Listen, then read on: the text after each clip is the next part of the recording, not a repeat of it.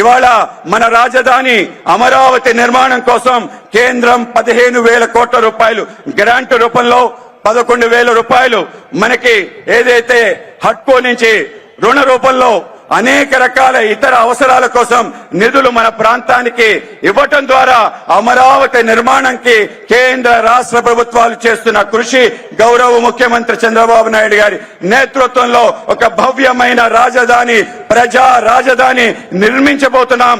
అది ఇంకో 6 అని మనం గమనించాలి. కేవలం ఇదే కాదు, మన ప్రాంతంలో ఉపాధి ఉద్యోగ అవకాశాలు కల్పించే విధంగా మన ప్రాంతానికి కల్పతరువుగా ఉన్న ఏదైతే విశాఖ స్టీల్ ప్లాంట్ ఉందో స్టీల్ ప్లాంట్ ని రక్షించడం కోసం 11,440 కోట్ల రూపాయలు ఇవ్వటం, దీంతో పాటు ఈక్విటీ మిగతా అవసరాలకన్నిటికీ డబ్బులు ఇవ్వటం ద్వారా ఇవాళ స్టీల్ ప్లాంట్ నిలబెట్టడం కూడా కూటమి ఘనత. ఇదొక 6 అని మనం గమనించాలి.